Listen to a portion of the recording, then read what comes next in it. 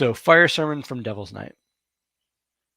Brothers and sisters, we are gathered here tonight to join in solidarity against the encroaching darkness. We come together to take a stand, to reject the crime, the pain, and the sin of this world and its prince.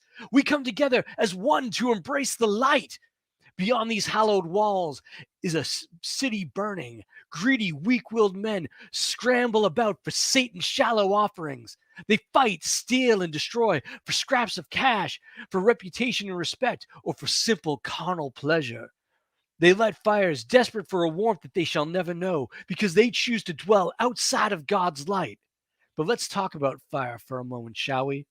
Fire is a tool of the Lord. It's a force of purification, from Michael's flaming sword to the ovens that kill the bacteria in our food.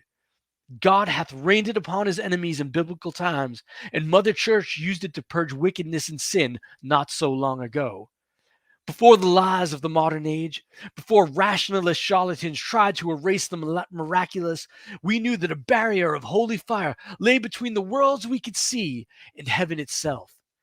So if fire is a holy thing, why would God Almighty allow the wicked to misuse it? Why would, in all his wisdom, would he allow these savages to use a sacred force to kill and destroy?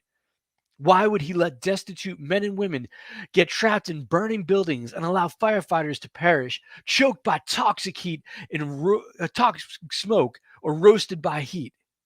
Well, the first thing that you must remember, and remember this well, is that God makes no mistakes. Second, in his infinite grace, the Lord gave us free will just as he gave us fire. And why would he bestow such dangerous gifts? Because they are the keys that open the door between this hell we call earth, this imperfect creation of the demiurge ruled by the serpent of Eden, and heaven itself. But these keys, brothers and sisters, they must be used in conjunction. I spoke of the holy inferno that separates this world and all others in the night sky from the invisible and perfect. It is a pure flame born of God's incredible love, and no wicked thing can pass through it. Only those armored in faith can hope to walk through the burning gates of the welkin and become one with the infinite. To wear the armor of faith, now that is a choice. And that is what I mean when I say that the keys to heaven, fire, and free will must be used in conjunction. That is why the vengeful and godless are burning to death across Detroit tonight, and why their deaths shall lead to oblivion, because they are not armored in faith. They play with holy fire as if it were a toy, or they have the hubris to presume they can extinguish that sacred power without seeking God's grace. But we, brothers and sisters, we know better. And that is why we are gathered, to seek out the grace of God. Now, I see some of you crying in the pews. I see some of you struggling against your bonds or squirming as Brother Holloway and Sister Sylvia approach you with the baptismal kerosene.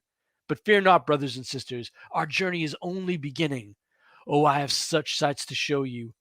Our shared faith has brought us to this moment, to the celebration of light, and to the precipice of the sacred inferno. Let the devils have this night. Let them have the whole damn world, in fact. We, brothers and sisters, our congregation, which has been so misunderstood and maligned by the unfaithful and the uninitiated, we shall be one with eternity. Clad in the armor of faith, we shall embrace the cleansing fire and step through the gauntlet of that step through that burning gauntlet, purified and worthy to sit at the table of the Lord.